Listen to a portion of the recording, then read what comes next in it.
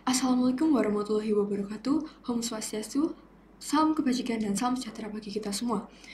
Saya mengucapkan banyak terima kasih karena kesempatan yang diberikan kepada saya untuk mengikuti lomba LDPI tahun 2024. Dewan juri yang terhormat, pada kesempatan yang berbahagia ini, izinkan saya memperkenalkan diri. Saya Ceveluke Alneta, di sini saya berperan sebagai tim pro dan saya akan membahas mengenai mosi bahwa Dewan ini akan menghapus eksistensi kebun binatang. Sebelum saya memulai berargumen, izinkan saya menjelaskan terlebih dahulu definisi dari menghapus, eksistensi, dan kebun binatang. Yang pertama, menghapus berarti mencoret atau menghilangkan. Adapun arti menghapus yaitu meniadakan, menghilangkan menurut KPPI. Yang kedua, eksistensi berarti keberadaan, kehadiran yang memiliki unsur bertahan. Lalu yang ketiga, kebun binatang atau yang kita kenal sebagai bunbin atau taman marga satwa adalah tempat hewan dipelihara dalam sebuah lingkungan yang dipertunjukkan kepada publik sebagai tempat rekreasi, pendidikan, riset, tempat konservasi untuk hewan-hewan yang terancam punah. Maka menghapus eksistensi kebun binatang berarti meniadakan keberadaan kebun binatang. Dewan juri yang terhormat, mengapa mosi ini sangat penting untuk kita bahas? Seperti yang sama-sama kita ketahui, Dewan juri yang terhormat, bahwa yang pertama, kebun binatang dianggap sebagai suatu sarana eksploitasi hewan. Eksploitasi berarti tindakan dengan atau tanpa persetujuan korban yang meliputi, tetapi tidak terbatas pada perbudakan, pelacuran atau praktik serupa, atau secara melawan hukum, demi mencari keuntungan.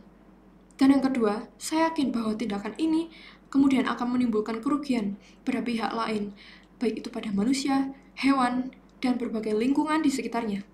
Dewan juri yang terhormat, saya menyatakan saya setuju dengan mosi ini, dan saya akan lanjut kepada argumen. Yang pertama, binatang adalah makhluk hidup yang sewaktu-waktu bisa dan akan punah. Dengan adanya kebun binatang dapat berperan menjadi penyelamat bagi hewan-hewan terbebas dari kerusakan habitatnya atau dari pemburu, terutama bagi hewan-hewan yang terancam punah. Jika dijaga atau dipelihara dengan baik dan benar, baik hewannya maupun lingkungan buatannya. Lalu yang kedua, cara memperlakukan dan memanfaatkan hewan-hewan dengan menyiksanya. Cara pertama, kebun binatang menemukan diri mereka di alam dengan diculik dari alam dan kemudian dibawa ke kebun binatang. Kebun binatang lebih suka menangkap hewan muda, namun terkadang induknya pasti menghalangi. Jadi kebun binatang seringkali menyewa pemburu untuk membunuh induknya dan kemudian menangkap bayi hewan untuk dimasukkan ke kebun binatang. Dan contoh yang kedua, kebun binatang sering memisahkan mereka dari keluarga dan teman-temannya.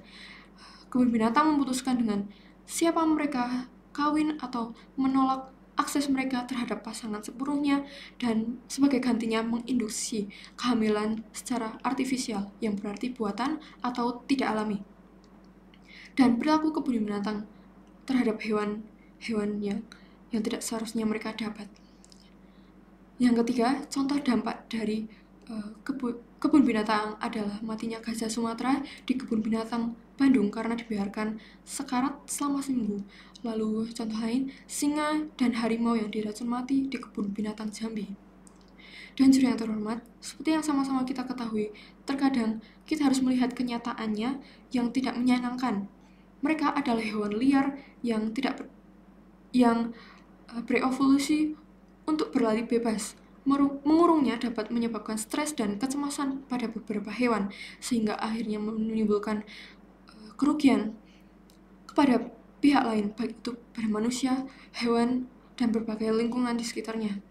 Hewan-hewan memiliki hak untuk mendapatkan makanan yang sesuai kebutuhannya, seberapa besar tempat atau habitat bagi hewan, dan kebebasan berekspresi mereka di alam yang seharusnya mereka tempati, dan banyak hal lainnya.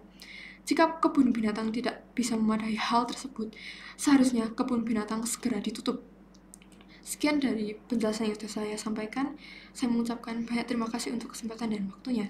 Wassalamualaikum warahmatullahi wabarakatuh.